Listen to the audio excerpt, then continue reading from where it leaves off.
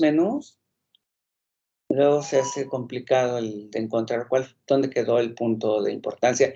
Bueno, vamos a empezar a hacer la grabación de este evento. Bueno, pues primero que nada, es un gusto contar con la presencia de todos ustedes en este segundo momento, en esta segunda etapa del ciclo de conferencias, tópicos actuales en las ciencias humanas y del comportamiento. Este es un evento que se organiza desde lo que es la Universidad Autónoma del Estado de Morelos, a través de la Facultad de Comunicación Humana y en específico del Laboratorio Transdisciplinar que está pues bajo mi dirección. Yo soy Ulises Delgado Sánchez y pues bueno, les reitero, es un gusto poder estar con ustedes y que tengamos en este momento pues la presencia de una invitada muy querida, que es, en este caso, la doctora Clarisa Capriles Lemus. Ella tiene una conferencia para nosotros que es el papel de la construcción de un ángulo de la lectura epistemológico en la investigación cualitativa. Este trabajo es realmente, pues, bueno, con toda seguridad atractivo para todos ustedes y en particular a mí me gustaría pues aprovechar la oportunidad para comentar que la doctora Clarisa Capriles Lemus de la Universidad de La Salle de la Ciudad de México es licenciada en Pedagogía por la Universidad Cristóbal Colón de Veracruz. Es maestra en Pedagogía por la Facultad de Filosofía y Letras de la UNAM y doctora en Educación por la Universidad Pedagógica Nacional.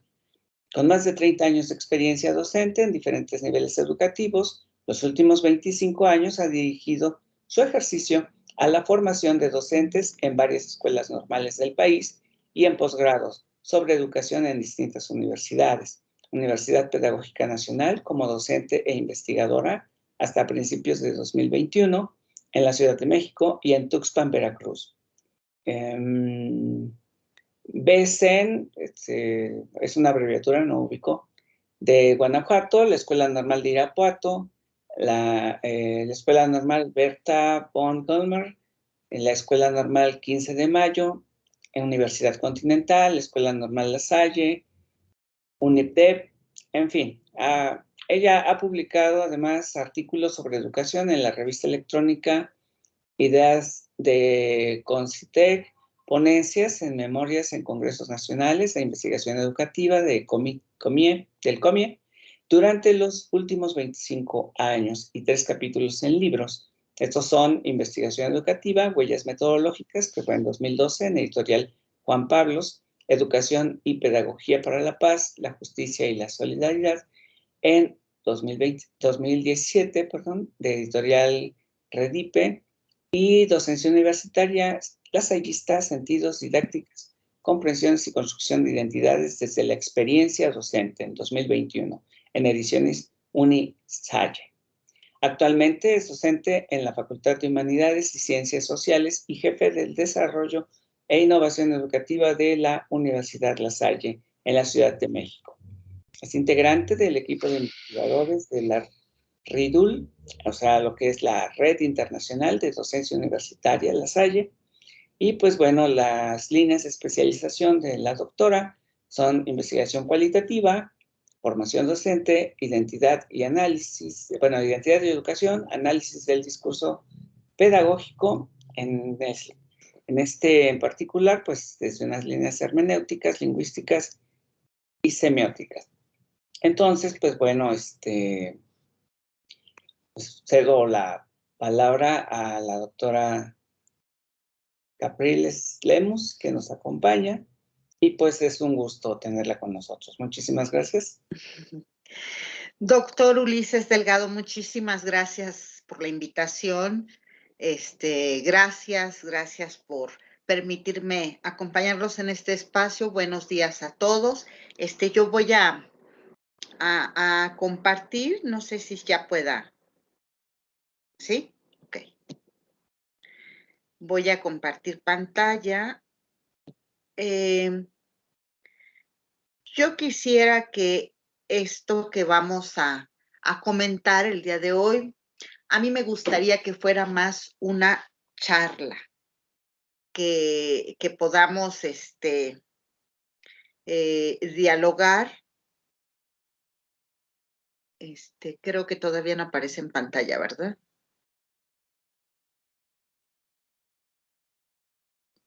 Sí se está compartiendo, aunque comparte la versión de trabajo, la del programa. Ah, pero ya aparece. Sí, sí se está compartiendo. Si Ah, tú quisieras presentar la versión, de proyección, pues sí, igual hacerle el clic en la pantallita de abajo donde está como sí, nada más que es que estaba viendo, no me aparece, pero me dice, es que me encanta que este Teams tiene pantalla diferente en cada que lo abre uno. Ya lo logran ver, ¿verdad? ¿Ya está en pantalla completa? sí. Ok. Bueno, pues muchas gracias. Gracias de veras por este espacio. Mi idea es trabajar hoy, comentarles sobre algunas cuestiones de la investigación cualitativa. Como lo dijo el doctor Ulises, sí es una de mis líneas de especialización. Eh, no por ello dejo de reconocer la importancia y la trascendencia que tiene la investigación cuantitativa, por supuesto que no. Yo creo que debiéramos estar trabajando y produciendo más conocimiento desde ambos paradigmas. Y me parece que tanto uno como el otro, tanto el paradigma cuantitativo como el cualitativo, son dos ámbitos que nos pueden aportar muchísimo, que se pueden incluso complementar. Yo agradezco al doctor Ulises Delgado que me haya hecho la invitación también, particularmente en este campo en el que se está trabajando aquí la idea del laboratorio en esta facultad y estas cuestiones conductuales. Le agradezco mucho porque es un espacio oportuno. Todo el ámbito de la conducta humana es un espacio oportuno para preocuparnos por hablar de una manera seria, formal, sistemática de lo que generamos como conocimiento ahí. Y bueno, yo decidí titular esta charla como el papel de la construcción de un ángulo de lectura epistemológico en la investigación cualitativa. Generalmente se ha pensado, se ha creído que la investigación cualitativa es algo fácil, es algo que más bien tiene que ver con me late, supongo, yo creo, y no.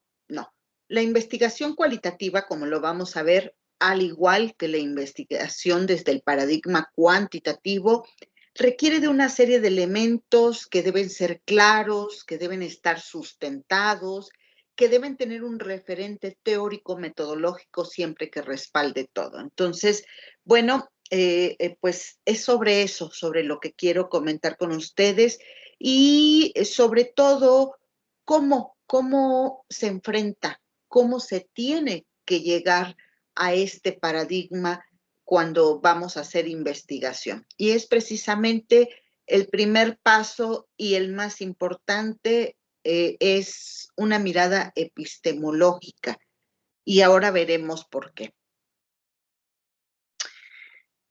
Yo he decidido formular 4 cuestionamientos para esta charla en esta mañana.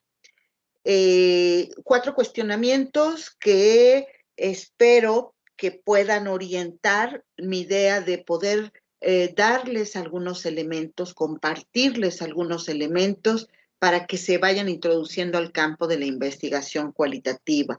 Por lo menos también para que entiendan cómo es que se producen ciertos discursos que hablan de nuevos conocimientos que están aquí en la actualidad tratando de mostrarnos algo que a veces desde un paradigma cuantitativo nos ha sido difícil caracterizar.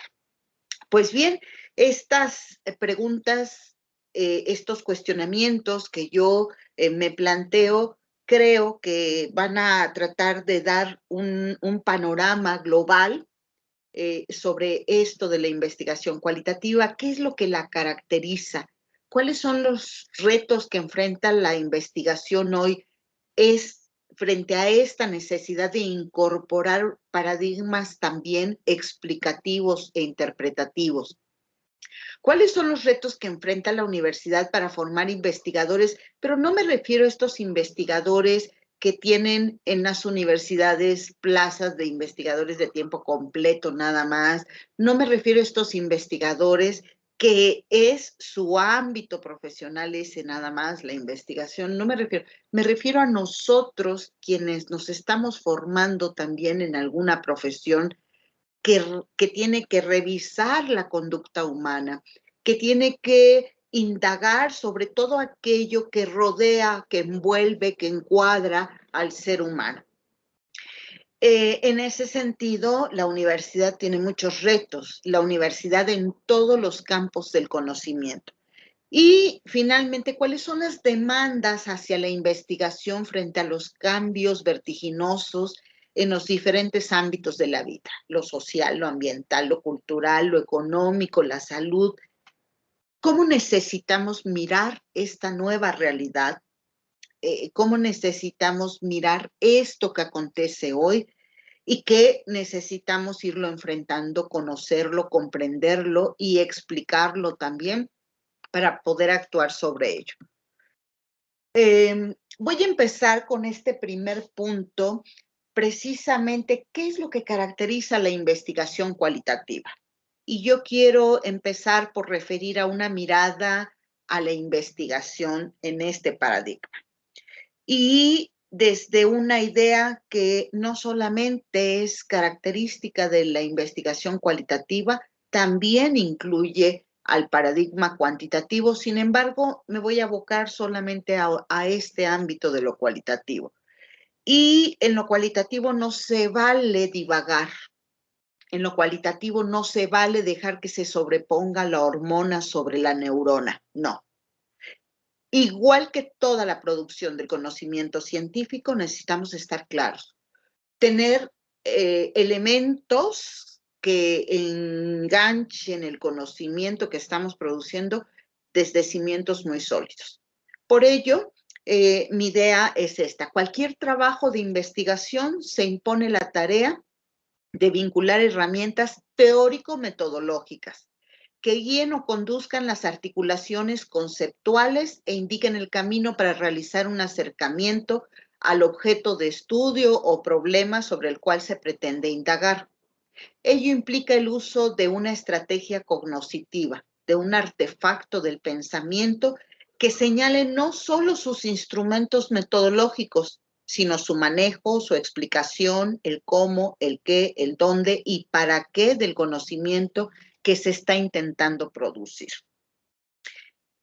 La investigación cualitativa no puede ser antojo, gusto o capricho o berrinche a veces de a quien se le ocurre.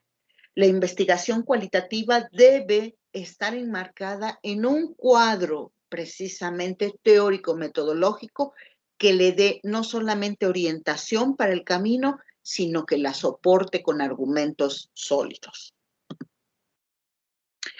De esta manera, pues podríamos recuperar algunas ideas. En la parte de abajo de esta lámina les pongo algunos nombres de algunos autores, desde quienes yo recupero esta síntesis de aspectos que caracterizan al paradigma cualitativo y podríamos recuperar estas ideas como que el paradigma cualitativo requiere de un ángulo específico de lectura y es sobre lo que hoy vengo a hablarles. desde el cual se puedan extraer diferentes producciones discursivas en un particular ámbito de conocimiento. Les vengo a hablar aquí de un ángulo de lectura que yo denomino mirada epistémico-metodológica. Pero no se trata de vacilar y decir, es que el referente es tal cosa. No. Cuando nosotros vamos a usar un referente hay que usarlo con seriedad y con mucho respeto, pero sobre todo hay que saber usarlo, no hay que copiarlo. Esto que frecuentemente suele suceder sin afán de ofender a nadie, pero en el mundo de los pedagogos o profesionales de la educación, a veces se juega mucho con términos que se ponen de moda, que se cuelgan como aretes, que se ponen como adorno en el cabello, que son para embellecer, son para adornar, pero no son usados realmente a profundidad. Y entonces es ahí donde necesitamos insistir. Un ángulo de lectura como forma de articulación, como estrategia analítica que permita dar cuenta de las prácticas discursivas que se construyen en torno a un determinado fenómeno social. Aquí, el trabajo investigativo se construye desde un carácter interpretativo, es decir, la investigación cualitativa no solo pretende conocer, comprender, sino que sobre todo necesita interpretar. Es decir, se busca recuperar la experiencia directa de los sujetos en estudio, su historicidad, los procesos simbólicos adyacentes, percepciones de manera muy individual, construcciones de miradas de vida en un sentido personal o colectivo, en fin. Este tipo de investigación asume una condición abierta y conjetural. Aquí no hay hipótesis. En la investigación cualitativa, nosotros no pretendemos comprobar nada, no pretendemos crear generalizaciones sobre algo, no pretendemos ni buscamos establecer reglas.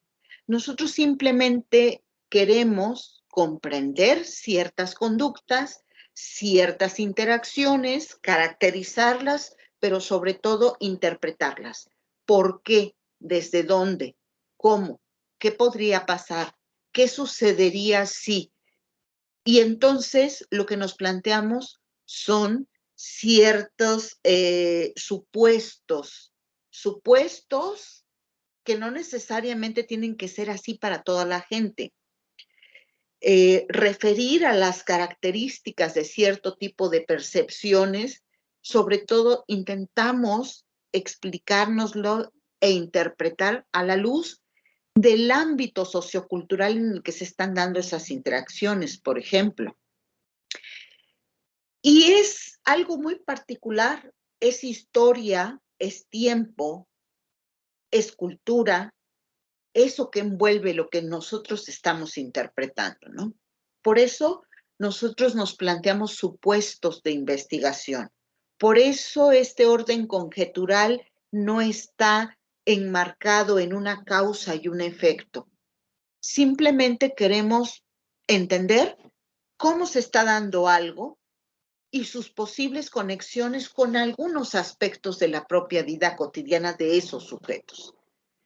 Aquí la investigación cualitativa se asume desde una dimensión que se orienta a la comprensión e interpretación de los procesos, de las formas de apropiación y acción que pueden ser extraídas de la experiencia de los fenómenos y procesos en estudio.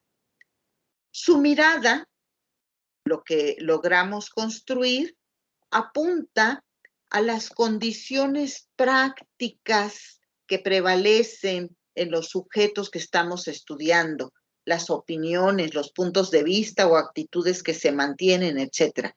Pero sobre todo siempre caracterizándolas desde ahí, desde el momento histórico, social, cultural, político, ideológico, desde la propia condición biológica del sujeto, sin pretender que se enmarque en una generalidad de condiciones, sino ahí en específico. Si voy muy rápido o hay alguna pregunta que me quieran hacer, por favor, con confianza. Estoy queriendo avanzar.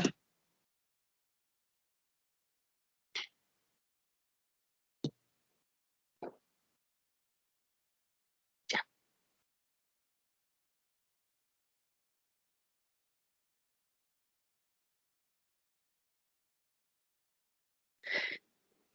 ¿Cuáles son los retos que enfrenta la investigación hoy? ¿Qué es lo que tenemos que mirar? ¿Hacia dónde dirigir nuestra mirada epistemológica para poder cuestionarnos y producir conocimiento? El panorama es complejo. ¿Qué les digo yo a ustedes que están constantemente revisando la conducta humana? El panorama es muy complejo. Hoy nos invaden muchísimas perspectivas sobre lo que vivimos. Hoy las situaciones, las condiciones son distintas, pero son distintas en una gran variedad. Hoy enfrentamos fenómenos como la pobreza, la situación en calle, de vida en la calle, esta situación de un virus que se está multiplicando, se está reproduciendo, tomando formas diversas, un virus que hoy además nos ha puesto en una condición de pandemia a nivel mundial y que nos ha cambiado la vida a todos, tanto en países desarrollados como no tan desarrollados, a todos en situación económica más favorable o desfavorable, nos ha invadido la vida a todos, todos la vivimos distinta. Tenemos cada vez más manifestaciones contra algo, contra alguna decisión de Estado, contra alguna situación particular para grandes grupos. Enfrentamos situaciones de enseñanza y aprendizaje diferentes a las que vivíamos hace poco más de un año. Hoy estamos inmersos en el ciberespacio. Hoy nos tenemos a todos a la mano, estamos interconectados de manera rapidísima, pero a la vez la pregunta sería, ¿estamos realmente comunicándonos? ¿Estamos interactuando? ¿Estamos estableciendo lazos de hermandad y fraternidad? Enfrentamos situaciones de agobio, de estrés, las condiciones climáticas que cada vez nos ponen frente a un panorama que no podemos entender todavía o no sabemos cómo caminar para resolverlo lo más prontamente posible. Esto sin mencionar, por supuesto, algo que es por todos conocido, las condiciones de las drogas, el alcoholismo, el desempleo, la contaminación, el exceso de basura, en fin. En la investigación tenemos grandes retos porque el panorama es más que complejo. Entonces, ahora, ¿cuál es esta importancia de la investigación aquí? ¿Qué podemos hacer frente a estos grandes retos? Pues necesitamos saber con claridad cómo vamos a hacer investigación, qué tipo de investigación queremos realizar, pero además, ¿por qué y para qué? La forma, sobre todo, más característica, como nosotros vamos a recuperar información, vamos a acercarnos a los datos, está precisamente en esto que marca la diferencia entre un paradigma y otro. ¿Cómo recabamos la información? Pues bien, yo les dije que en la investigación cualitativa no hay hipótesis, pero no dejamos de hacernos preguntas en un sentido distinto. Las preguntas, esas que nos van a ayudar a estructurar, a darle forma a un problema, porque los problemas no están ahí para nosotros de manera per se. Los problemas no son esferas como esferas en un árbol de Navidad, que se puede uno acercar y tomar una de ellas y colocarla en otro lugar o simplemente desecharla. No. Para el paradigma cualitativo, los problemas se elaboran, se estructuran, se van conformando. ¿Cómo? A partir de ciertos cuestionamientos. Cuestionamientos que no tienen respuesta, pero que buscan una explicación, una interpretación clara y precisa de esos sujetos, de ese momento, de ese ámbito en específico. Así que plantear preguntas es el primer reto para la investigación cualitativa. Hay que reconocer que el conocimiento de lo cotidiano se articula con el conocimiento que deriva de la reflexión teórica de muchas maneras, pero sobre todo es el ineludible punto de partida para la construcción de concepciones que hacen comprensibles y explicables los acontecimientos reales. Estamos ahí, frente al hecho, frente al fenómeno, frente al proceso, en el escenario, ahí, en ese momento, lo que todos estamos viendo y viviendo como una realidad. Es ahí donde nosotros buscamos hacer comprensible y explicable eso, lo que está ahí. El objeto de investigación en la investigación cualitativa, por supuesto, es una delimitación específica del campo problemático que construye el sujeto en y desde una situación concreta en la que se ha llevado a cabo, se ha efectuado eso. Esa construcción es posible en tanto se ponen en juego los saberes mediante los que intelige, mismos que se expresan en la actividad cuestionadora del sujeto, quien inicialmente se distancia de eso que está observando, de eso sobre lo que quiere conocer, comprender y explicar algo, y posteriormente se asume dentro de la problemática. ¿Y cómo se asume? Como amanecí hoy yo de estado anímico, cómo me asumo con mi origen en la costa, cómo me asumo como una ciudadana aquí en esta metrópoli. No, me tengo que asumir, insertarme en el propio objeto de estudio, pero con una estructura clara de cómo voy a construir el conocimiento estando ahí adentro, es decir, una mirada epistemológica. En este sentido, pues, la investigación cualitativa se traduce en la búsqueda consciente de explicaciones a lo inexplicado, de hacer comprensible lo no comprendido y de incorporar a la situación del sujeto áreas y parcelas desconocidas de la realidad. No porque digamos que en la Ciudad de México o en la ciudad de Cuernavaca o en la ciudad de Veracruz, de pronto todos hablan el mismo lenguaje, todos hablan el idioma español, su lenguaje es exactamente el mismo, no, ni tampoco las posibilidades que ofrece su lenguaje están marcadas por el mismo sentido que signa su propia cultura. Es ahí donde nos interesa agregar estas parcelas de la realidad como objeto de estudio para acercarnos a comprender y poder explicar algo. Es decir, aquí nosotros necesitamos hacer preguntas, cuestionarnos, interrogar el campo sobre el que se quiere generar conocimiento una y otra vez. No planteamos hipótesis, no nos interesa conocer la causa y el efecto de manera directa. No nos interesa comprobar que tal cosa, tal aspecto es la condición que provoca o genera determinada circunstancia. No, lo que nos interesa es acercarnos, conocer, comprender en su especificidad, con su propia caracterización para después hablar de ello. Estas preguntas deben ser para problematizar.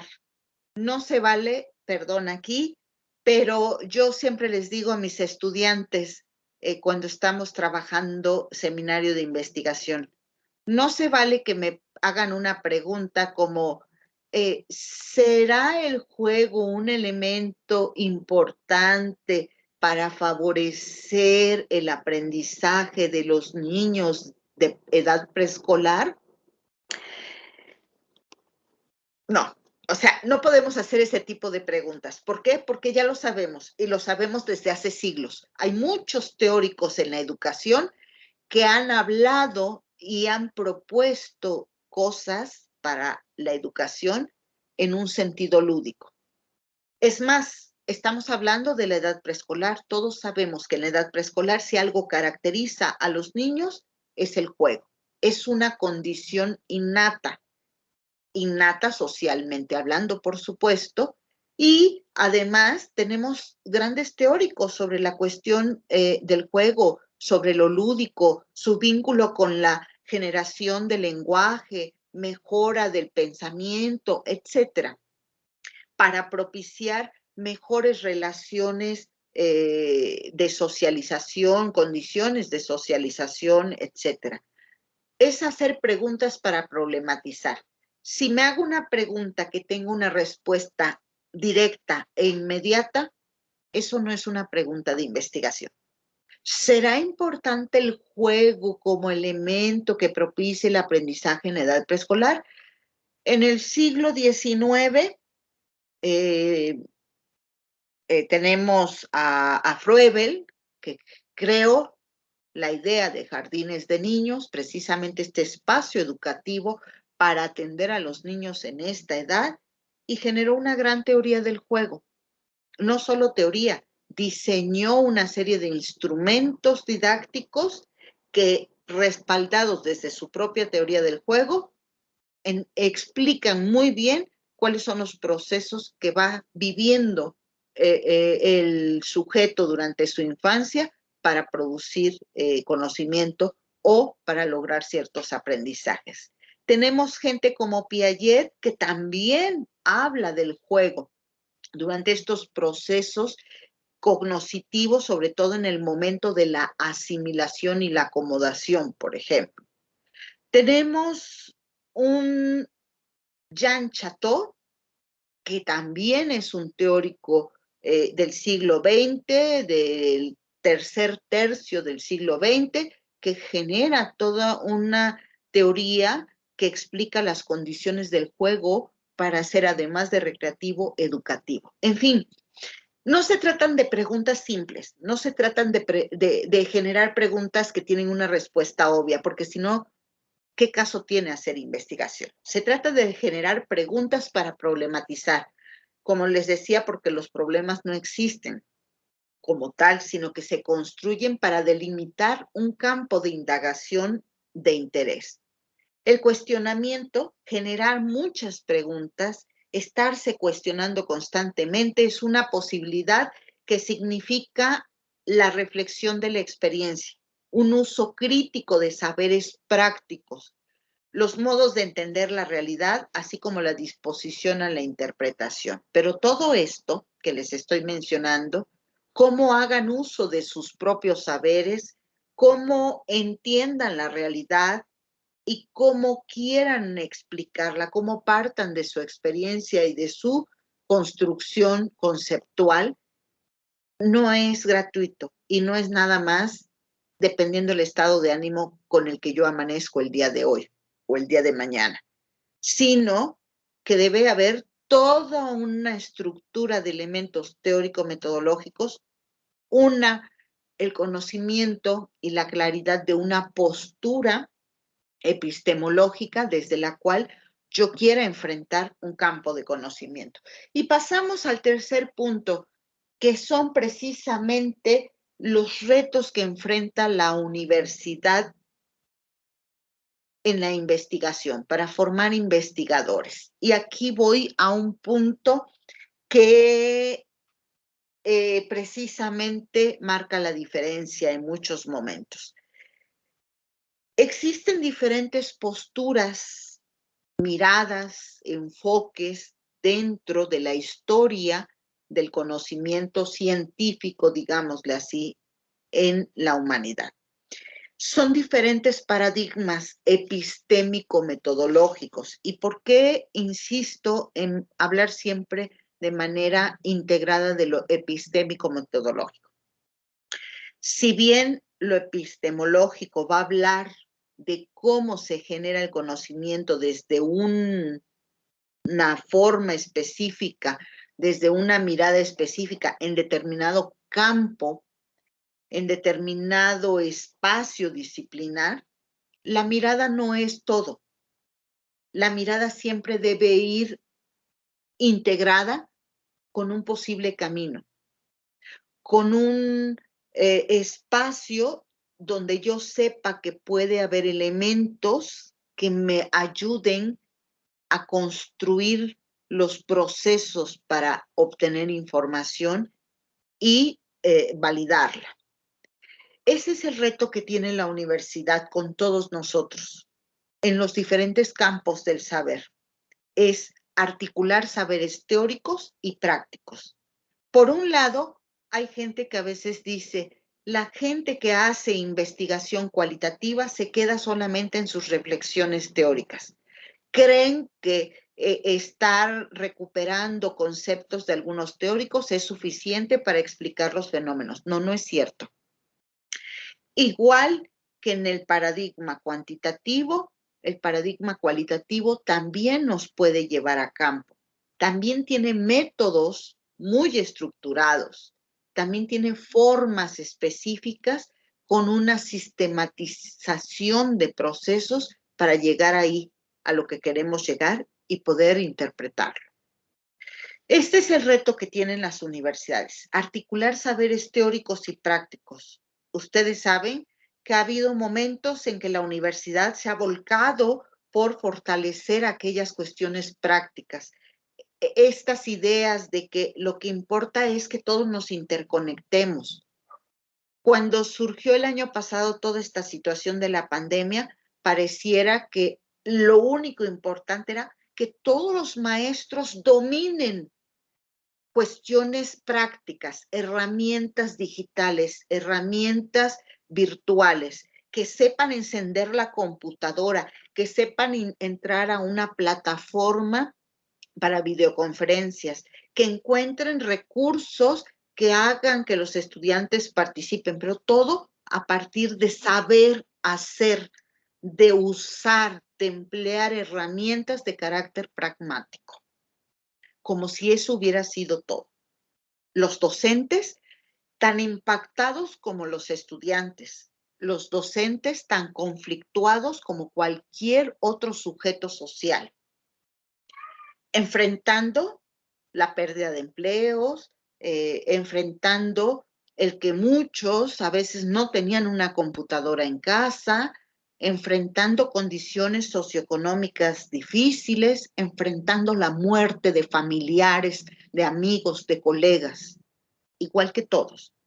Y entonces las universidades de pronto se volcaron a poder dar cursos, a acompañar a los docentes y en muchos casos también a los estudiantes en la generación de una serie de herramientas de este tipo, pero se les olvidaba ayudarles a construir una mirada para enfrentar esta condición de pandemia, desde la docencia como estudiante, en el ámbito de la ingeniería, en el ámbito de la psicología, en el ámbito de la pedagogía, en fin, todos necesitábamos también un acompañamiento, un apoyo para construir una mirada frente a esta realidad.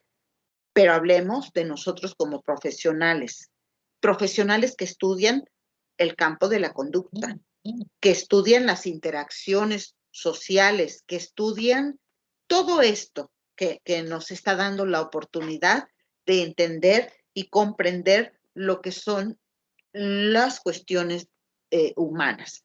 Bueno, para esto, para poder articular saberes teóricos y prácticos, se requiere construir un ángulo de lectura, es decir, una mirada epistemológica. La investigación necesita a la teoría y la universidad lo tiene claro, pero necesitamos trabajar para ello. La investigación cualitativa necesita la teoría. Las teorías y los conceptos no son materia inerte que están esperando ahí a que nosotros nos acerquemos para decir lo voy a usar. No. Los conceptos que están ahí, que están sostenidos en el marco de una teoría, son como algo que nosotros podemos tomar, usar, desechar, reconstruir, dependiendo lo que nos interesa indagar sobre esa parcela de la realidad. Los conceptos no son para repetirlos mecánicamente, como suelen hacerlo muchos colegas que de pronto se puso de moda el concepto de aprendizaje significativo y entonces de los años 90 para acá, todo el aprendizaje debe ser significativo y es significativo si el docente cumple una función de de facilitador y entonces se para de cabeza y le actúa al alumno con tal de hacerle llegar el conocimiento. No, no, no, no, no. Los conceptos son para usarlos, pero usarlos en serio, no para reproducirlos sin mayor cuestionamiento, sin ni siquiera saber lo que significan y sin ni siquiera haber hecho una reelaboración de ellos para nosotros poder usarlos en nuestra investigación. La teoría no es el abrigo que se cuelga ahí porque en donde estamos siempre es verano. No se trata de exponer las vacilaciones del pensamiento. No se trata de cantinflear, así como decir, es que el día de hoy les voy a dar muestra de una estrategia de enseñanza que va a lograr que ustedes tengan hoy el aprendizaje significativo. No, no, no, no. La significatividad en el aprendizaje no pasa por una cuestión de uso práctico de algo. La significatividad en el aprendizaje tiene que ver con una herencia, con un contexto, con un encuadre sociocultural, pero también con el tiempo que requiere el sujeto para hacer sus propias construcciones y darle sentido a eso que está conociendo. Entonces, este uso de los conceptos debe ser serio, debe ser con sentido, debe tener una finalidad. Esta mirada epistemológica en la investigación cualitativa es esto que se constituye como ángulo de lectura y articulación de saberes. Y aquí me parece que traído esta mirada epistemológica, lo que significa al paradigma cualitativo en la investigación, tiene una característica o tiene un punto de vista muy, muy importante que debemos tomar en cuenta. Hay muchas personas que desde la investigación cuantitativa desdeñan o le restan importancia a la investigación cualitativa y con justa razón, porque a veces hay quienes dicen que están haciendo investigación cualitativa, que van a interpretar algo, pero lo hacen sin mayor fundamento. Sus argumentos quedan endebles y pareciera que solo queda en una mera especulación.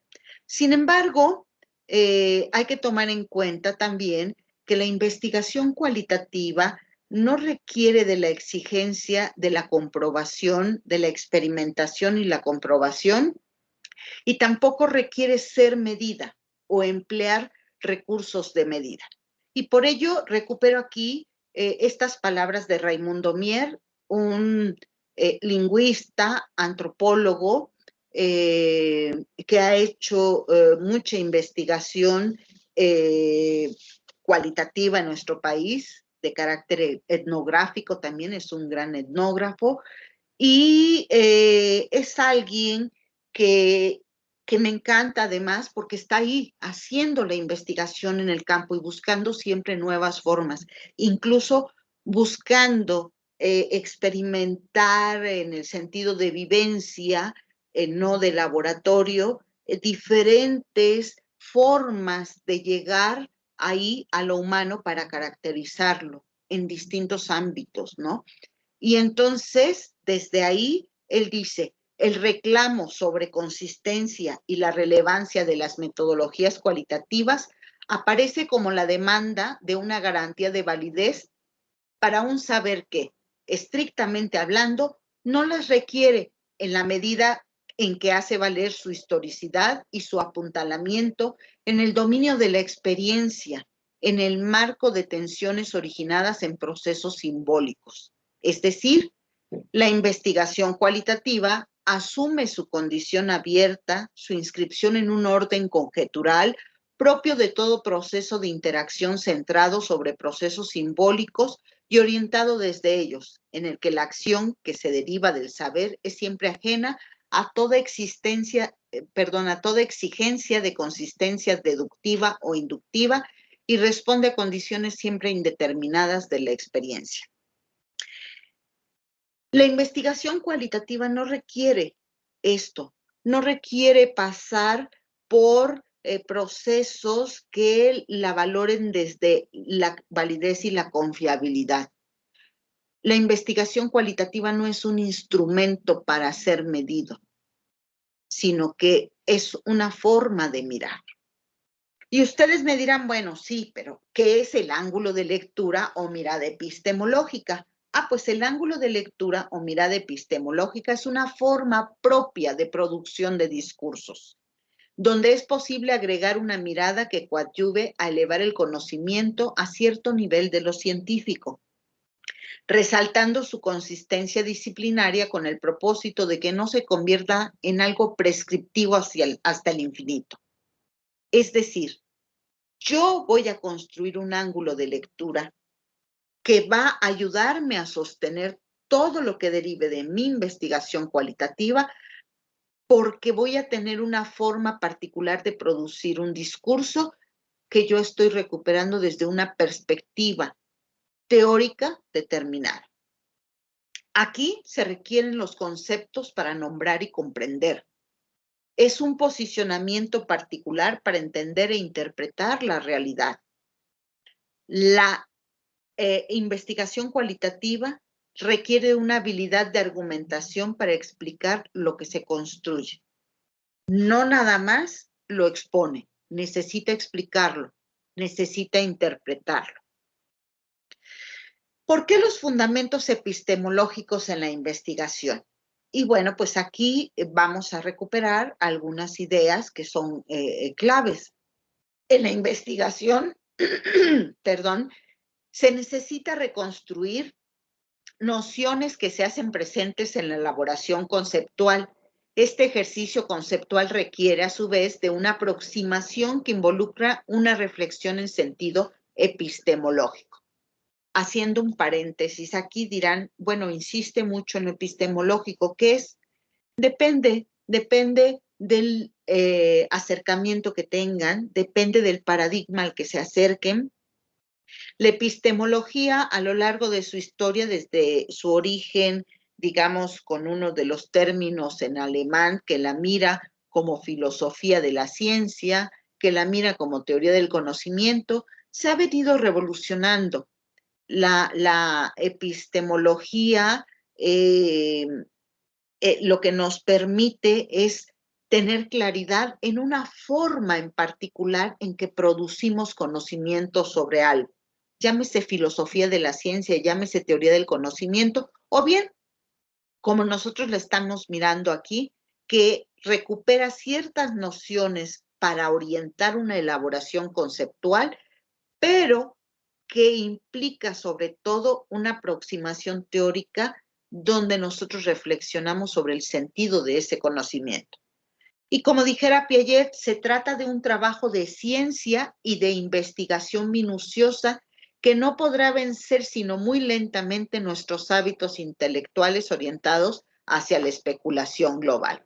Cuando ustedes encuentren a alguien que especula sin fundamentos, pues difícilmente podríamos decir que tiene una mirada epistemológica sólida. Así pues, la riqueza del plano epistemológico está en convertirlo en un instrumento de análisis del conocimiento, donde se pretende desmontar las piezas que lo configuran para adentrarse en cada parte de él. Como lo señala Piaget, hay que abarcar las condiciones de accesión y las propiamente constitutivas del conocimiento, no especular sobre ellas, no imaginar, no hablar nada más, sin un acercamiento a ello. Leer desde una postura epistemológica es aceptar que contextual e históricamente la producción de conocimiento se ve permeada por estilos de pensamiento, por posturas científicas e ideológicas que marcan la pauta para una visión distinta de la realidad. Es decir, existen diferentes tendencias teóricas que señalan el sentido de cada posición frente a la producción del conocimiento. Y bueno, para no aburrirlos más sobre estas ideas de qué es lo epistemológico o por qué es una condición sine qua non la mirada epistemológica en la investigación cualitativa, tendríamos que entender que la epistemología puede ser considerada desde su propia forma de producción de discursos, donde es posible agregar una mirada que coadyuve a elevar el conocimiento a cierto nivel de lo científico, resaltando su consistencia disciplinaria con el propósito de construir un nuevo conocimiento lo más fielmente posible, cercano a lo que demanda la realidad. Mi mirada epistemológica, mi ángulo de lectura para poder articular cierto problema, darle forma y para poder construir conocimiento, seguramente siempre está influenciada de una perspectiva, de una mirada en particular, una mirada sobre todo científica. ¿Cómo podemos enfrentar el conocimiento? ¿Desde dónde podemos mirar? Primero, este gran reto que tenemos es construir una mirada epistemológica, porque es imposible disociar esto que yo tengo de una manera particular de mirar con el método en su carácter instrumental. Es decir, la mirada epistemológica lo que me está ayudando es a tener clara una dimensión conceptual que me va a permitir entender lo que implica, lo que exige un determinado método en la investigación. Ángulo de lectura y articulación de saberes teórico-metodológicos. El método entonces representa una articulación entre la producción de conocimiento, pero también entre su posibilidad de aplicación a un campo específico, es decir, su instrumentalidad. ¿Y cómo podemos enfrentarlo? Pues existen diferentes posturas o tradiciones en la historia del pensamiento científico. Seguramente han escuchado hablar de algunas tradiciones o posturas, paradigmas, les digo yo, en muchos momentos o enfoques. Solamente las voy a mencionar por ahora.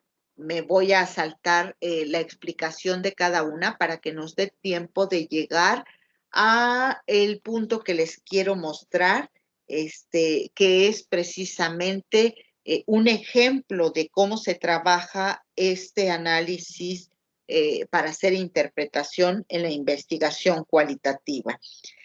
Y además, porque no quiero aburrirlos, ya tengo una hora hablando casi, pero quiero recuperar que en la historia del pensamiento científico, de acuerdo a ciertos autores que se han dedicado a hurgar sobre las distintas posturas o miradas o líneas que se pueden seguir en la investigación, generalmente se reconocen 4 grandes posturas o tradiciones en esta historia del pensamiento científico. Esto de acuerdo a ciertos autores como Mardones y Ursúa, como Rosa María Cifuentes, como Poy Reza, etcétera.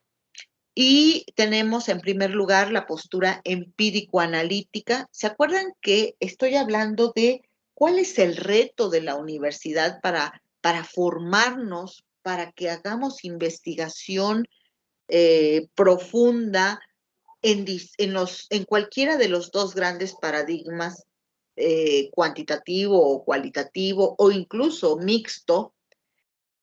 Pero que tengamos elementos para enfrentarlo, bueno, este es un reto, unir lo teórico con lo práctico.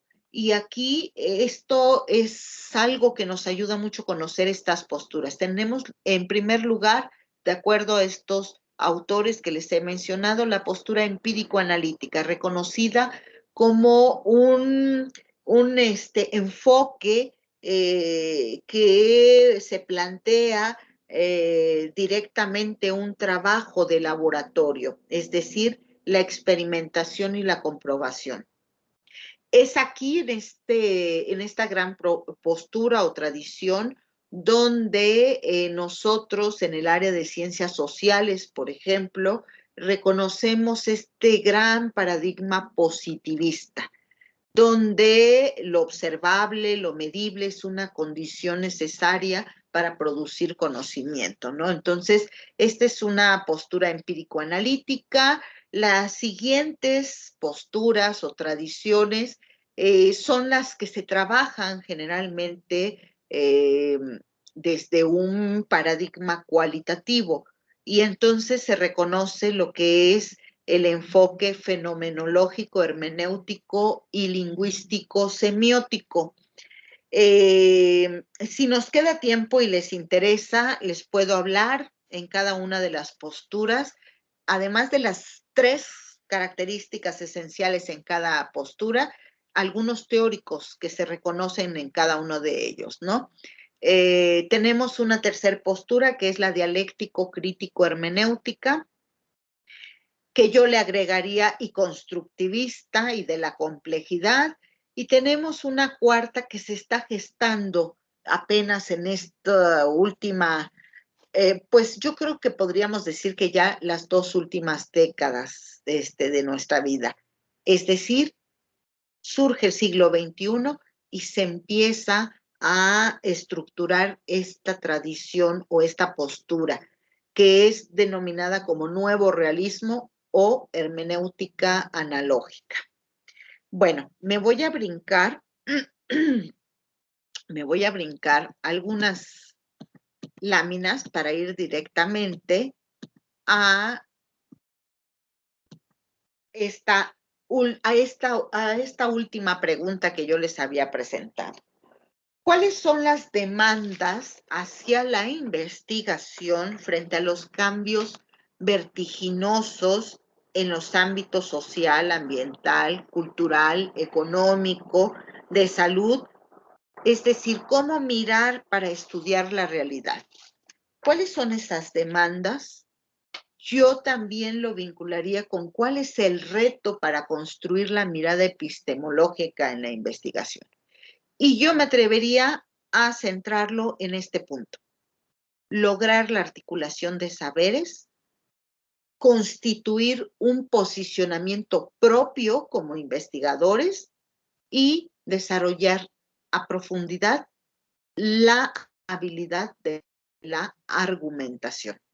Para ello, para lograr unir estos 3 puntos, es necesario todo lo que les estaba mostrando. Tener conocimiento claro de cuáles son esas posturas o tradiciones en la historia del pensamiento científico. ¿Dudas hasta aquí? ¿Alguna pregunta que me quieran hacer? Ustedes me dicen si quieren que abordemos algunas preguntas o si prefieren que directamente les muestre algunos ejemplos sobre cómo se puede acercar desde la investigación cualitativa a determinados fenómenos, a determinados temas, en fin, cómo se puede estructurar un problema y cómo uno puede trabajar desde esta condición epistemológica, desde este ángulo de lectura, para producir algo nuevo sobre el conocimiento. No sé.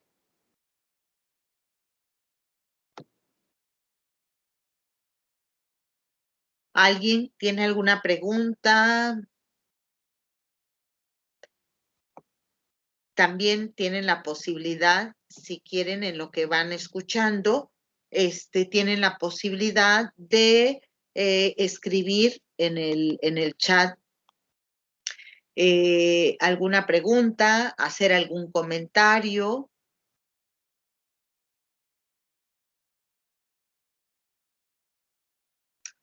O Continuamos. Bueno, quiero mostrarles algunos ejemplos. Voy a compartir nuevamente.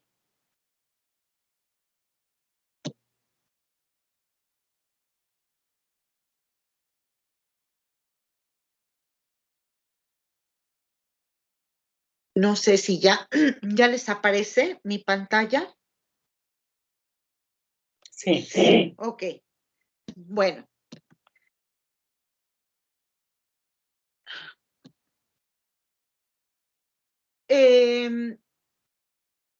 Cuando nosotros estamos estructurando el problema, cuando nosotros nos estamos haciendo algunas preguntas, vamos delimitando este objeto de estudio, este campo específico, esta parcela donde nosotros queremos revisar determinadas condiciones en la realidad.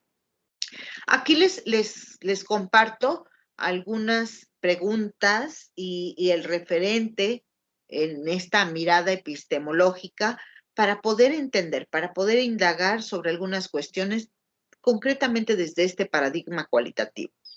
Un paradigma cualitativo, por supuesto, que les voy a presentar ahorita, que se relaciona directamente con una tradición o con una postura en la historia del pensamiento que se reconoce como un paradigma dialéctico, crítico, hermenéutico.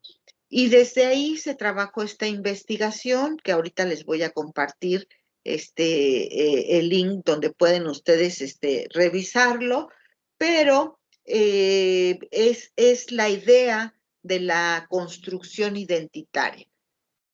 Todos hablamos y decimos que tenemos identidad.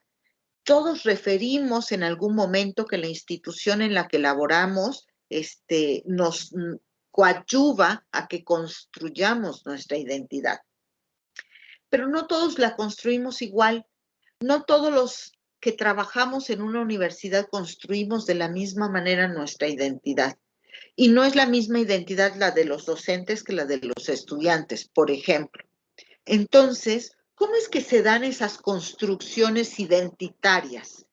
¿Qué es lo que aporta la institución, la universidad, pero también cómo se asume esta herencia cultural familiar, cultural social? ¿Y qué papel juega la construcción que se hace desde el lenguaje en esta construcción identitaria, por ejemplo? Concretamente, en esta investigación que ahorita les comparto más adelante, participo en un grupo, ya el doctor Ulises mencionaba que soy miembro de la RIDUL, que es la Red Internacional Universitaria de Docencia Lasallista.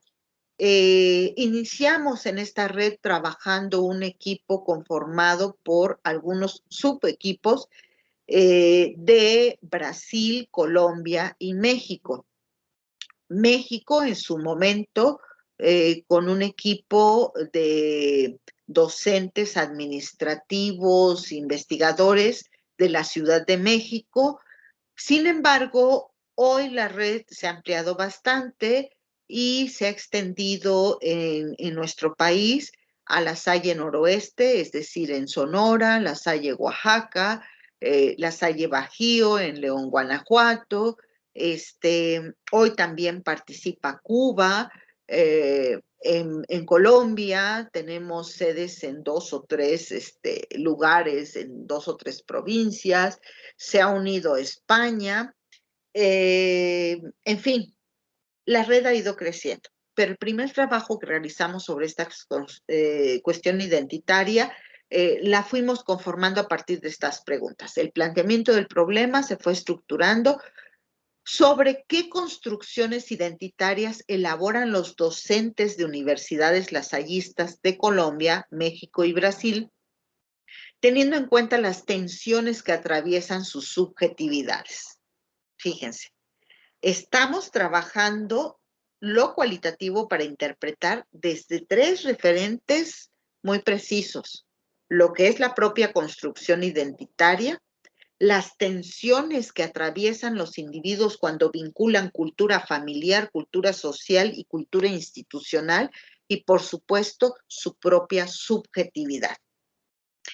Cómo se entrecruzan en la constitución de las subjetividades lo institucional, lo profesional, lo docente y lo lasallista, y desde dónde el docente construye su constitución identitaria. Para ello, nosotros hicimos un planteamiento epistémico-metodológico, precisamente de carácter cualitativo, descriptivo, diacrónico, y nos insertamos, o nuestra mirada epistemológica tuvo como referente la postura dialéctico-crítico-hermenéutica. Nos interesaron la comprensión de significados unidos a la realidad construida por los sujetos en estudio, así como el reconocimiento de la subjetividad del contexto y de las condiciones propias de existencia de los sujetos en estudio. Perdón, es que se me salió compartir la pantalla, ya ahí voy. Precisamente estos referentes nos permitieron lograr encontrar el sentido que se otorgaba desde los propios sujetos, a lo que nombra, a lo que se refiere, a lo que se establece.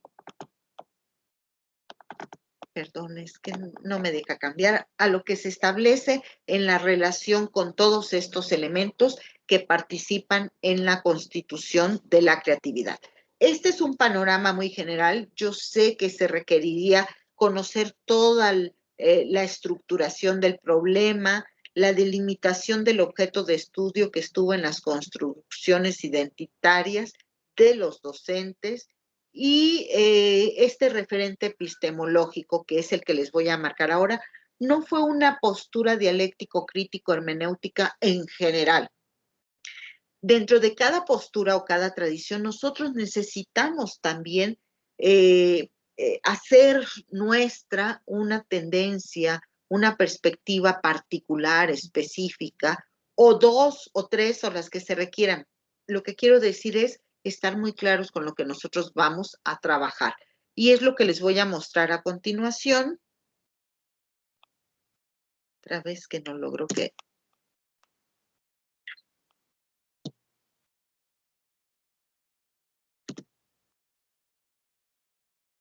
Aquí. Les he querido mostrar esto como ejemplo también, la caracterización de las categorías de análisis. En la investigación cualitativa, nosotros vamos a encontrar algunos paradigmas metodológicos en general desde los cuales podemos trabajar. Si estamos hablando de la postura, por ejemplo, fenomenológico, hermenéutico, lingüística y semiótica, nosotros podemos trabajar con métodos como, por ejemplo, el análisis hermenéutico, podemos trabajar análisis lingüístico, análisis semiótico, por mencionar algunos, por lo menos los que yo conozco, con los que hago investigación.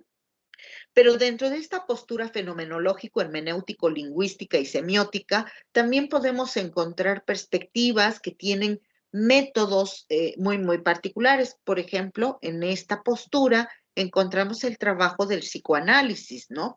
Que si bien se vincula con una mirada lingüística, fenomenológica, el psicoanálisis tiene una estructura muy, muy particular de cómo trabajar el discurso del sujeto que está en análisis.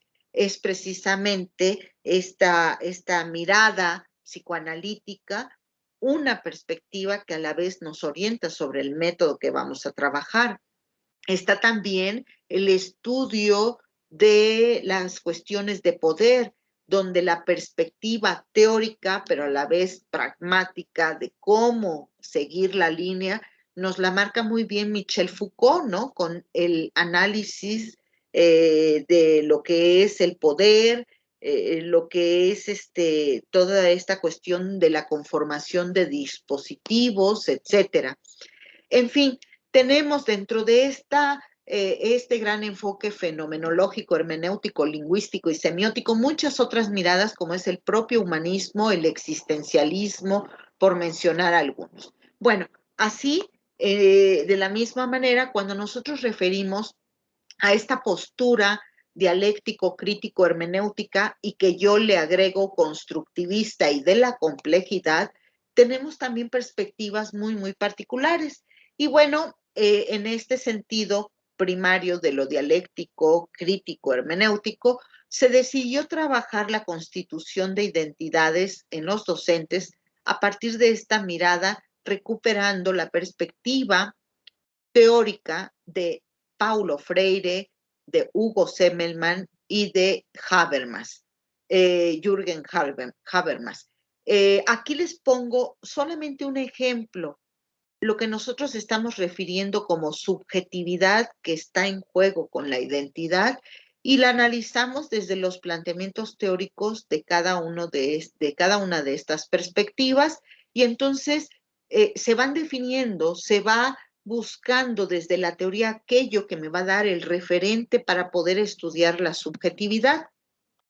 Y entonces podemos nosotros de pronto con estos referentes teóricos hacer una descripción general de esta interconexión entre la identidad que es atravesada por el concepto de subjetividad. Y entonces tenemos el referente teórico que recuperamos, por ejemplo, desde Habermas, lo que nos dice que es para él la subjetividad, cómo se constituye, cuál es su lugar en la teoría, pero cuál es su lugar para analizar la realidad. Y entonces, en el sentido pragmático, ya como método de análisis hermenéutico, nosotros recuperamos desde la entrevista, que es el instrumento que empleamos en la investigación en campo con los docentes, desde la entrevista ubicamos aquellas partes del diálogo, aquellas partes del discurso del entrevistado, donde nosotros podemos encontrar una de estas caracterizaciones que nos hace el teórico que estamos usando como referente para el análisis hermenéutico. Y por ejemplo, encontramos así también para la interpretación una serie de frases de acuerdo al entrevistado, donde vamos viendo la correspondencia entre la categoría general y la subcategoría. Y entonces nosotros de pronto vamos a encontrar que en esta categoría general, por ejemplo, dentro de la constitución de identidades, encontramos que para que esto sea posible, a partir de lo que se recupera de la institución, de la universidad, debe haber horizontes de sentido que sean afines de manera personal e institucional, y entonces, como estos horizontes de sentido están atravesados por la idea de subjetividad también. Y bueno, pues justo aquí se ve esta correspondencia entre la categoría general y la subcategoría, horizontes de sentido con subjetividad, y vamos haciendo anotaciones donde señalamos y se resalta la categoría de sujeto, desde qué teórico de los que estamos revisando, o si lo que se resalta es una concepción ya integrada de subjetividad y también se señala desde qué teórico, por ejemplo, ¿no?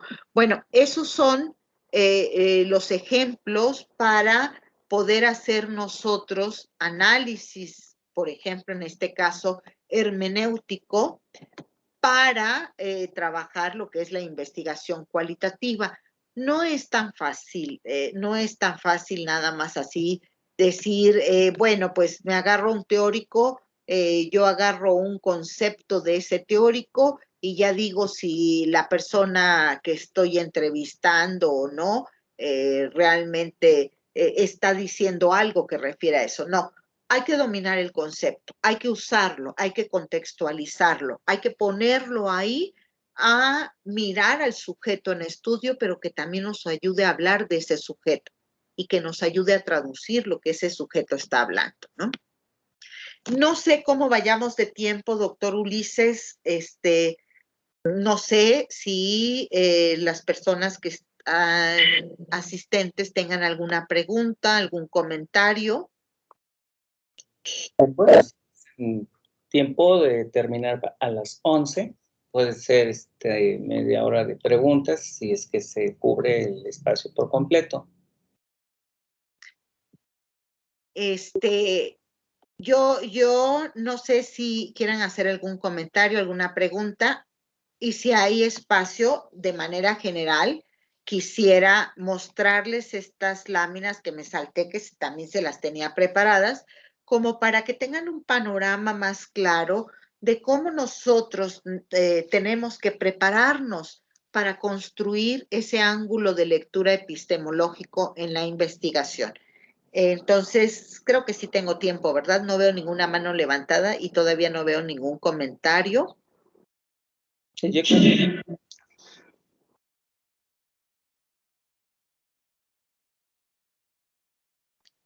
Ok.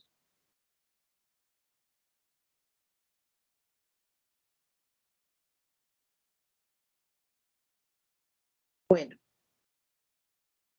les quiero compartir así brevemente algo que es precisamente una parte que es el reto de las universidades para que nosotros podamos realizar investigación cualitativa con argumentos y que además, pues ese es el reto, vincular las cuestiones teórico-conceptuales con las cuestiones metodológicas y que estén bien sustentadas. Creo que ya se logra ver la pantalla completa, ¿no? Les decía yo que se reconocen, de acuerdo a los autores que les mencioné, 4 grandes posturas o 4 grandes tradiciones. De manera rápida, lo voy a pasar así rápido, la postura empírico-analítica, en ella generalmente se ubican, en la coincidencia de los autores que hablan sobre estas posturas, se ubican 3 grandes perspectivas. Lo que es el empirismo lógico, que plantea que todo está basado en la razón y en la experiencia y se fundamenta el conocimiento a partir de la cientificidad matemática. Es decir, este es el tipo de investigación donde lo que da sentido al paradigma cuantitativo precisamente es el uso y el manejo de elementos o herramientas desde las matemáticas. Concretamente, este tipo de estudios que además de la experimentación y la comprobación, la validación la realizan a partir de referentes estadísticos, por ejemplo, ¿no? La aplicación de una serie de fórmulas para revisar la validez, la confiabilidad de los instrumentos que se emplean para recabar información, pero todo siempre bajo un razonamiento matemático, lógico matemático. Tenemos otra gran perspectiva reconocida como el racionalismo crítico, que está basado en un pensamiento hipotético deductivo, donde se intentan generar o construir conjeturas, pero donde siempre la base es vincular la causa con el efecto y todo debe ser factible de ser observado y experimentado y repetido y etcétera. Y la tercera perspectiva dentro de esta gran postura, generalmente reconocida como epistemología genética, cuyas raíces están en la biología y en los procesos de regulación. Y aquí, bueno, creo que basta mencionar que esta perspectiva es muy conocida por un primer momento de la vida científica de Jean Piaget, cuando nos genera su teoría del desarrollo, su teoría psicogenética del desarrollo, ¿no? En un primer momento. Bueno, estas son las grandes posturas que están aquí, algunos planteamientos generales que reconocemos desde esta postura, desde los presocráticos, donde la búsqueda de una explicación sobre el orden cósmico los llevó a formularse explicaciones de carácter racional basado en el mundo de la experiencia. Por supuesto, Aristóteles, totalmente empírico analítico, que habla que frente a una visión mágica del cosmos, él mismo se plantea la virtualidad de un conocimiento racional creando un discurso de lo cognoscible, pero siempre a partir de su vinculación con la lógica de un orden numérico. Y por supuesto, en los siglos XVI y XVII, dentro de esta gran postura empírico-analítica, sobresalen Copérnico y Galileo con la observación sistemática de los fenómenos naturales y de su explicación, donde la observación y la experimentación son los métodos básicos, son las fuentes del conocimiento. Para ubicar algunos teóricos, algunas perspectivas concretas dentro de gran postura empírico-analítica, pues encontramos el positivismo abiertamente en las ciencias sociales y en las humanidades, este positivismo representado por Augusto Comte, Emilio Durkheim con su positivismo sociológico. Se identifican en el campo de la psicología, por ejemplo, también hay muchos más, por supuesto, solo como un referente para ubicar algunos teóricos dentro de este gran paradigma. Está Pavlov, está Skinner. También encontramos aquí los inicios de la tecnología en la educación, o lo que fue conocido durante mucho tiempo como escuela tecnocrática. En fin, todo esto que está establecido por los grandes científicos de las ciencias matemáticas, físicas y de la naturaleza, teóricos bastante conocidos por todos, como lo son, Einstein, Newton, Darwin. Y dentro del campo de la administración, por ejemplo, ¿quién no ha escuchado hablar de Taylor y Fayol? ¿Sí? Eso dentro de esta gran postura empírico-analítica. Encontramos, otra vez no puedo,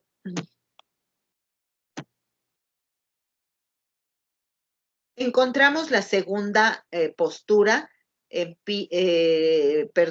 ya está manejada dentro del paradigma cualitativo, y encontramos la postura fenomenológico, hermenéutico, lingüística y semiótica, misma a la que yo también he agregado la postura del psicoanálisis de Freud y de Lacan, esta mirada de los dispositivos de poder de ¿cómo se llama? Que ya les mencioné.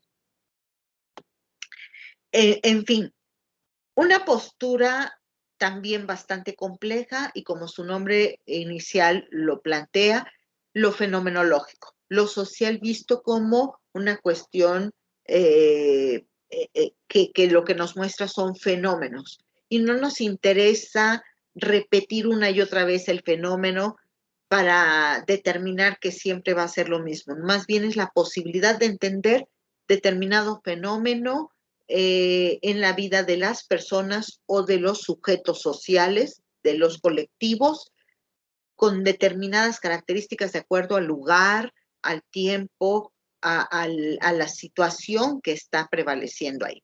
La fenomenología, por tanto, se dirige al estudio de la percepción y apunta al modo como se perciben los objetos, busca su construcción lógica en un mundo histórico, aplica leyes lógicas pero no empíricas. Y el conocimiento está enmarcado en la trama de la vida, no se no se desliga de lo cotidiano, le interesa revisar todo aquello que está vinculado con la interacción comunicativa y con el lenguaje. Incorpora aspectos como subjetividad y da sentido a la acción de los sujetos. Esta forma de conocimiento se funda en el pensamiento hermenéutico, lo cual ya marca la pauta para seguir determinado proceso metodológico, y le interesa comprender el nexo lógico, subjetivo y situacional que se da en un contexto determinado, donde se observa el lenguaje y la estructura social. Algunos de sus planteamientos es que se configura una racionalidad distinta, un modelo de ciencia diverso y una metodología propia, una construcción que se da a partir de la mirada histórica del mundo. Se incorporan planteamientos aquí del estructuralismo y el funcionalismo, y cobran importancia, por supuesto, el estudio de las estructuras lingüísticas la configuración del lenguaje a través de signos, las narrativas como eje metodológico en el análisis de discursos. Algunos teóricos, solo por mencionar algunos, encontramos a Husserl, Heidegger, Weber, Bourdieu, Schutz, Gadamer y Wittgenstein, Lévi-Strauss, Roland Barthes, Althusser, Foucault, Saussure, Freud, Lacan, en fin, Moscovici, Berger y Luhmann, entre muchos otros. Son muchísimos, muchísimos teóricos más. Y les decía yo que dentro de esta gran postura o dentro de esta gran tradición, dentro del pensamiento, en la historia del pensamiento científico, se integran ciertos paradigmas, ciertos enfoques, ciertas perspectivas también que son dentro de esta gran postura fenomenológica, hermenéutico-lingüística, que corresponden al existencialismo con teóricos como Sartre, Kierkegaard, Nietzsche, el humanismo como desde Scheler, Cassirer, el interaccionismo simbólico desde Mead, Goffman, Simmel, el pragmatismo que ya había mencionado del estructuralismo y funcionalismo. En la tercera gran postura, que ya les decía yo, se considera como la dialéctico crítico hermenéutica, misma a la que yo le agrego también esta parte constructivista y de la complejidad, encuentra su conformación en la escuela de Frankfurt, donde se origina la teoría crítica. No se niega la importancia de la observación, pero los hechos no son toda la realidad. Lo que yo veo, lo que yo estoy vivenciando aquí no es toda la realidad, siempre hay un referente histórico, temporal, cultural que está ahí. Así, en la hermenéutica dialéctica se encuentra la cuestión de la totalidad, pero con sentido crítico, apunta a la comprensión de la realidad social. Esta hermenéutica concibe a los sujetos como seres que actúan juntos, pero da importancia sobre todo a los procesos de comunicación y a la argumentación de sus acciones.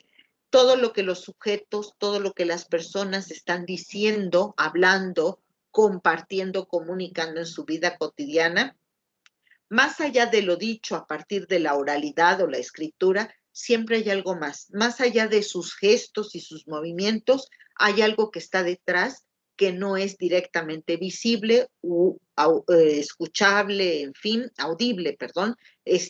Siempre hay algo más detrás y precisamente a quienes trabajan desde esta postura crítico-dialéctica, precisamente les interesa revisar esto. Se trabaja en torno al sujeto que se concibe como espacio posible de cuestionamiento, la reflexión de la experiencia y el uso crítico de su propio saber.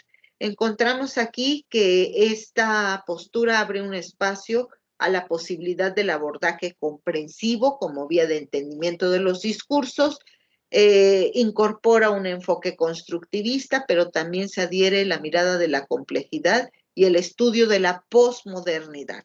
Algunos teóricos, solo por mencionar algunos, encontramos aquí a Adorno y Horkheimer, a Dilthey, Habermas, Marcuse, Edgar Morin, Hugo Semmelmann, da Souza Santos, en fin, Freire, por supuesto, solo algunos de ellos.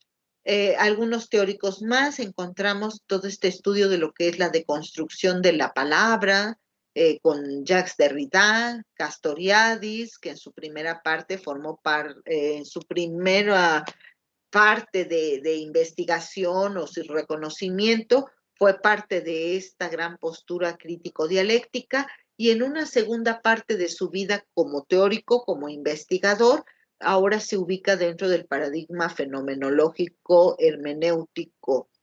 Y encontramos, por ejemplo, también algunas teorías críticas de la modernidad, desde Dewey, Lipovetsky, Sloterdijk y Bauman, por ejemplo.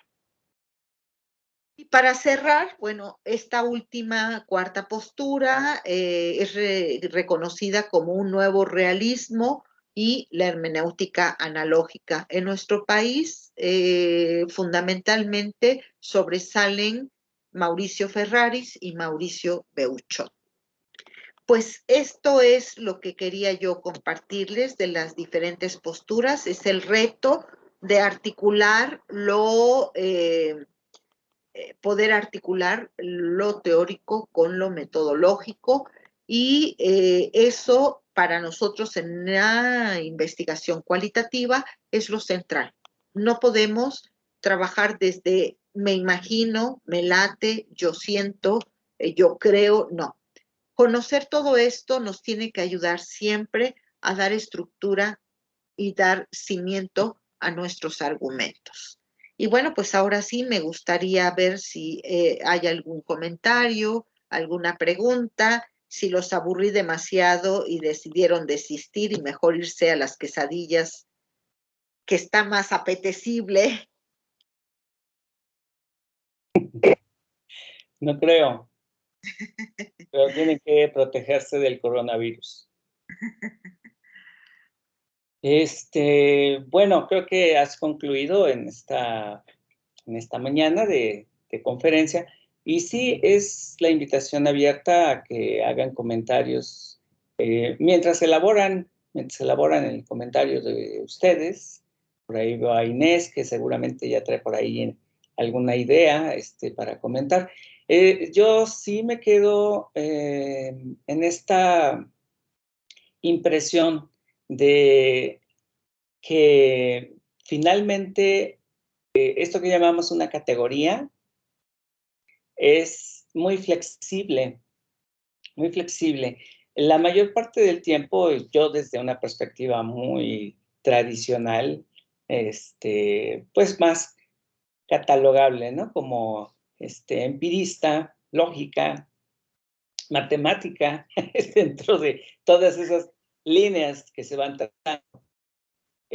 Siempre vemos una categoría como algo que fija una parte de la realidad, abstrae y cosifica una parte de la realidad y cumple con criterios bastante definidos, ¿no? La categoría debe ser excluyente, exhaustiva y en muchos casos definida de manera operacional. Entonces eso hace que la categoría, una vez construida, sea inamovible, sea un instrumento que permita ver una y otra vez la realidad sin que cambie en nada el modo como nosotros cotejamos o verificamos que está ocurriendo, ¿sí? Entonces, estas categorías, pues, de las cuales nos has venido hablando, tienen bastante flexibilidad. De hecho, te digo, partiendo desde una perspectiva más conservadora, más clásica, decía yo, bueno, pues es que no son categorías, son nociones. Nociones en el sentido de que tienen límites muy difusos, no es una cuadratura precisa, ¿no? De que se cumple rigurosamente los aspectos de definición, sino tienes mucha permisividad, pero también tú nos dices que esa permisividad no es absoluta, sino que también hay un conjunto de límites que a veces para los que estamos desde fuera no podemos identificar con claridad. Entonces, bueno, mi comentario va en ese sentido. ¿Qué nos puedes ampliar con respecto a esta manera tan, pues, vuelvo a repetirlo, flexible de decir, de categorizar, cómo trabajan aquí en la investigación cualitativa? ¿Cómo es que pueden delimitar en un momento dado el que una categoría no invada con otra, o si esto se permite, y entonces, ¿qué sucede, no? Porque podríamos estar hablando de cosas que son muy diferentes, pero al no haber límites precisos, pues como que se funden y entonces generaría posibles confusiones y dificultaría la comunicación entre investigadores en un momento dado. Claro, sí. Efectivamente, a veces, y esa es una cuestión precisamente que es señalada por quienes siguen una trayectoria como la tuya, ¿no? Una mirada más clásica, más tradicional. empírico-analítica y que dicen, ¿dónde está el límite? Aquí sí, espero no ofender a nadie de mis colegas investigadores de pronto, sobre todo en el ámbito cualitativo, pero no se vale que generen confusión cuando dicen, es que yo interpreto y resulta que el referente no está claro. Y tampoco se vale que no esté claro porque resulta que ponen de chile, de mole y de manteca. En estos ejemplos que les puse en los cuadros para construir categorías y para poder interpretar, por ejemplo, nosotros trabajamos en esta, lo puse de la investigación esta, que ahorita les voy a compartir el dato del libro que ya se publicó. Trabajamos con Semmelmann, Freire y Habermas, los tres teóricos correspondientes a la postura dialéctico-crítico-hermenéutica. Claro, cada uno de ellos con una mirada mucho más particular, pero sus miradas no son antagónicas ni se contraponen. Lo que sí sería absurdo de pronto es trabajar Habermas y decir de pronto que mira igual que Heidegger la subjetividad. A Heidegger lo encontramos en el ámbito más bien fenomenológico, no dialéctico. O sea, el fenómeno está, el hecho dialéctico que miramos, que estudiamos, no está. Se presenta y se va transformando. Son miradas distintas. Es como decir, bueno, perdón, pero creo que el doctor Ulises y yo coincidimos cuando hay algunos colegas en el campo que de pronto dicen, necesitas trabajar tu depresión, ven a psicoanálisis y los ángeles que tenemos aquí te van a ayudar también, ¿no? O sea, perdón, lo estoy poniendo así porque precisamente mucha gente que juega con ello tiene desconocimiento de estas herramientas cognitivas, de estas herramientas del pensamiento que deben construirlas a partir de conocer las diferentes posturas, por ejemplo, ¿no? Entonces, mucha gente juega con eso, con conocer e interpretar cosas sin darle el debido respeto. Hay un libro que ahorita les voy a anotar por ahí también, perdón, está mencionado en lo que el doctor Ulises hizo cuando me presentó, el de investigación educativa, huellas metodológicas, coordinado por Marco Antonio Jiménez, editado por Juan Pablos en el 2012.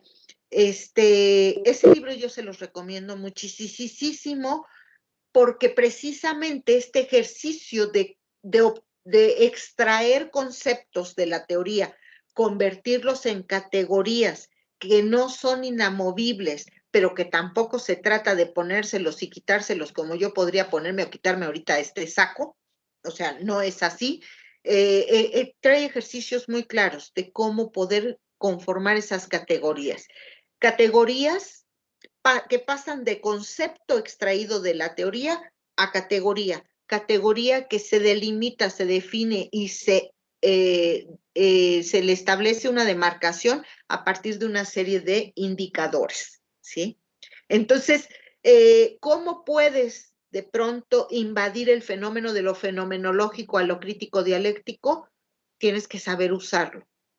Y es ahí donde de pronto el propio Marco Antonio Jiménez, quien coordina este libro que les menciono, de pronto dice, no se trata de estar vacilando por un lado y por el otro, los conceptos hay que usarlos, no ponerlos. Y esa es una de las cosas que también hacen muchas veces. Los ponen y entonces no establecen el límite. Hablar de subjetividad, perdón, la subjetividad para Freud, la subjetividad para Foucault y la subjetividad para Habermas son cosas muy distintas. Hay que saber usar el concepto para poder mirar y para poder después interpretar lo que se está estudiando, ¿no? O sea, sí hay elementos, hay que hacer construcciones epistemológicas, por supuesto, con argumentos claros, y entonces es a partir de ahí que nosotros podemos dar solidez a esto que estamos enfrentando, ¿no? E insistiendo, y ahí recupero las palabras de Raimundo Mier, la investigación cualitativa no requiere de pasar por peso y medida, ni de comprobarse una y otra vez. Si yo estudio tu percepción, doctor Ulises, tu percepción sobre la docencia y la cuestión de los imaginarios sociales que te ayudan a ser docente hace 10 años y la estudio ahora, no es la misma, ¿no? ¿Y qué tengo que señalar ahí? Darle peso al momento histórico y al proceso de maduración que tú ya tuviste en pensamiento, en percepción, etcétera, etcétera, ¿sí? Esas son las cosas que hay que tener claras. No me interesa generalizar que todos los doctores que tienen una trayectoria como la tuya van a percibir, van a sentir o van a mirar el mundo de la misma manera, sino caracterizarte a ti y a gente que tiene rasgos en común contigo. Bien. ¿Alguna pregunta en nuestro auditorio? ¿Me permites anotar en el chat algunas cosas que les quiero compartir precisamente de estudios donde pueden ver todo esto que yo les he comentado, algunas publicaciones en las que he participado y que me gustaría que pudieran, no son las únicas, las quiero poner ahorita como ejemplo nada más, que me gustaría que pudieran pues revisar para que vean en la práctica cómo se va dando todo esto. Solo que no me quiere abrir el chat. De las plataformas y las compatibilidades con el equipo que uno tiene. Sí, no me quiere dejar abrir para anotarles ahí el enlace en internet para que puedan consultar. ¿Por qué no querrá? Yo creo que son cuestiones de compatibilidad. El sistema de Teams parece tener algunas exigencias para los equipos. Y yo me iba a conectar con otro, pero me decía que lo descargara y que hiciera 1000 cosas. Pero aquí Inés tiene una manita levantada y vamos a aprovecharlo. ¿Sí? Buenos días, pues no es una pregunta, es solamente un comentario, agradecer como el tiempo y toda la información que nos ha brindado. Creo que hay mucho que profundizar.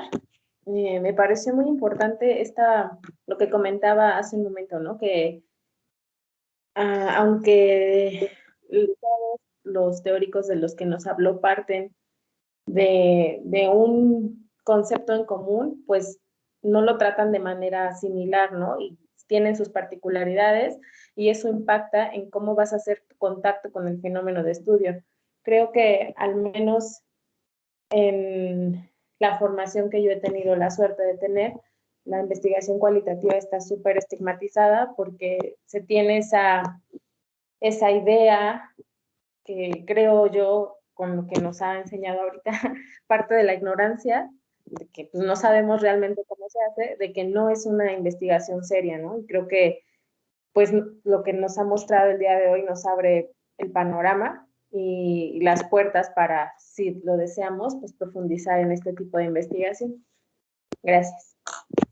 Muchas gracias por el comentario. Y les voy a decir una cosa, está tan estigmatizado como podemos calificar de chafa una investigación cuantitativa, donde el doctor y yo conocemos que hay gente que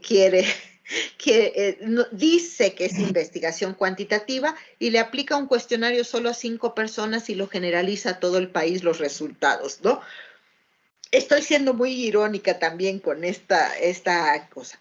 Si no se tienen estas herramientas Si no tenemos claridad en lo que realmente a donde queremos llegar con la investigación cualitativa, es patito. No tendrá los argumentos suficientes. Entonces, yo ahí insisto, y bueno, dado que no me dejó poderles escribir el chat, a lo mejor el doctor Ulises creyó que iba a hacer alguna travesura yo. Lo que les voy a compartir, a lo mejor pueden hacer captura de pantalla. Miren, lo tengo aquí anotado. Se los pongo en toda la página. A mí me gustaría compartirles esto. Son solamente tres ejemplos en donde muestro investigación. La primera es un trabajo que me gusta mucho, que este enlace es de una ponencia cuando todavía no estaba concluida la investigación. Ahorita ya se concluyó la investigación y yo espero que muy pronto, por lo menos de aquí a fin de año, ya se pueda publicar. A mí me encantó ¿no? El papel de la subjetividad y el imaginario social en la elección de una carrera universitaria y los procesos de formación en la adultez media. Hay estudios en nuestro país y en toda Latinoamérica, por supuesto, de por qué eligen una carrera los estudiantes universitarios, cómo es que la eligen y todo eso. Pero en la adultez media, es decir, en las personas que estamos en la edad entre los 50 y los 60, 65 años, y elegir por primera vez una carrera universitaria, no hablo de maestrías ni doctorados, hablo de nivel licenciatura. ¿Qué es lo que está en juego ahí? ¿Qué es lo que está en el imaginario social que dice estudia y vas a ser a esta edad alguien en la vida? O estudia y esto te va a ayudar a tener mayor solidez o tranquilidad. El segundo texto que les refiero, objeto de enseñanza, la construcción, perdón, antes de pasar a este segundo. En el primer texto que les estoy compartiendo para que lo puedan consultar si les interesa, es un trabajo desde lo fenomenológico hermenéutico, ¿sí? Trabajamos ahí lo hermenéutico desde Gadamer para los estudios sobre subjetividad y el discurso que construyen quienes decidieron entrar a estudiar una carrera universitaria, imaginarios sociales desde Castoriadis, en este segundo momento de su vida que es más bien fenomenológico. Esa es la mirada epistémico-metodológica que se siguió. Se trabajó con entrevista con estas personas y se analizó su narrativa. El segundo texto que les comparto ahí el enlace es mi tesis de doctorado. Objeto de enseñanza, la construcción semiótico-discursiva en la formación profesional de docentes normalistas. Aquí, precisamente, también hago un trabajo fenomenológico, hermenéutico, lingüístico y semiótico, que es un trabajo más bien de interpretación del discurso desde la semiótica particularmente de Charles Peirce. Y bueno, aquí la intención fue mostrar que muchos docentes de pronto dan por hecho que los objetos de enseñanza, el objeto con el cual va a dar clase un profesor, ya existe previamente. Y yo lo que quiero mostrar es que hay diferentes maneras de construir ese objeto de enseñanza y que no es como una cajita feliz de estas de McDonald's, donde ya ahí te dan tu alimento y hasta viene tu premio, ¿no? Y finalmente, esta investigación de las cuales les compartí un poquitito de una de las categorías en uno de los ámbitos o planos que nos interesó trabajar en la investigación, esta investigación sobre las construcciones identitarias de los docentes universitarios de La Salle, de Brasil, Colombia y México. Se acaba de publicar a principios de este año, salió como un libro que está ahorita en digital, Docencia Universitaria Lasallista, Sentidos, Didácticas, Comprensiones y Construcción de Identidades desde la Experiencia Docente, Por supuesto, el libro como tal ya abarca toda la investigación en diferentes planos, no solamente la cuestión de la identidad.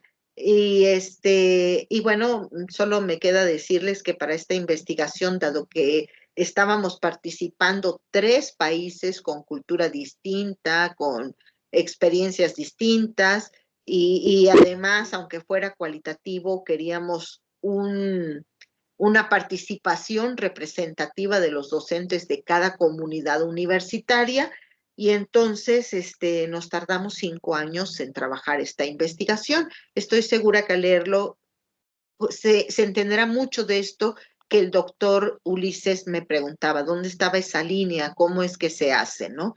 Y pues eso es lo que quería compartirles, por lo menos solamente son 3, no quise agobiarlos con tanto, pero ojalá puedan consultarlos, que son ejemplos, me parece a mí, bastante claros de cómo se construye, cómo se transita y cómo se logra la interpretación desde la investigación cualitativa, ¿sí? Entonces, bueno, esto quería compartirles. Espero que le hayan hecho captura de pantalla porque no me dejó escribir esto. Bueno, mira, Clarisa, gracias. Yo creo que hay bastante que nos llevamos para platicar entre pares y seguramente también habrá por ahí alguna persona que se acerque de nuevo a preguntarte, pues, por algunas cuestiones más específicas. Nosotros por el momento, pues bueno, ya tenemos que dar el cierre a esta actividad y en este caso, bueno, pues quiero compartir, así como a todos los asistentes, lo que es a ver, ¿cómo quedó? ¿Estoy compartiendo una constancia?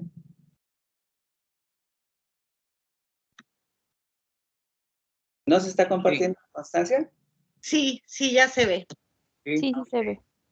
Sí, es que luego no tiene uno toda la retroalimentación ahí a la mano y pues bueno, ya saben.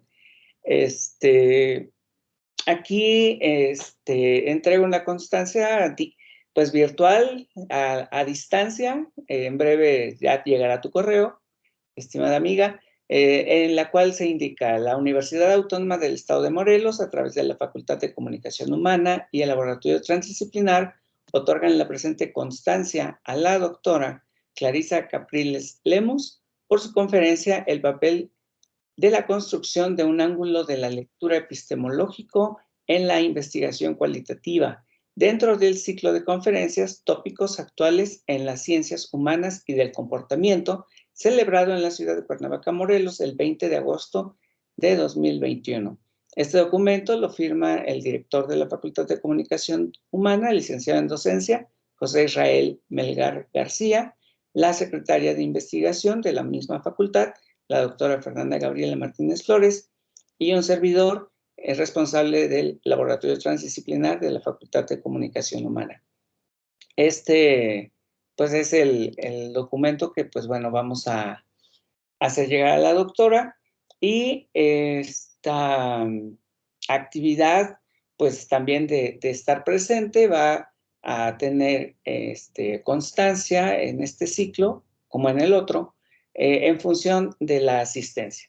Hay varias conferencias y pues bueno, al menos el haber asistido a 4 de ellas, dado que son 5 por semestre, pues será mérito de una constancia de asistencia.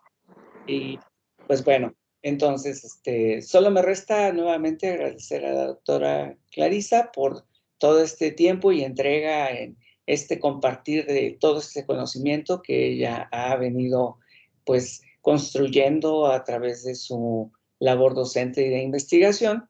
Y pues, también es invitarlos para que el próximo mes estemos gozando de la experiencia de que otro investigador nos comparta, pues, parte de su trabajo en este evento que realiza la Facultad de Comunicación Humana a través del Laboratorio Transdisciplinar.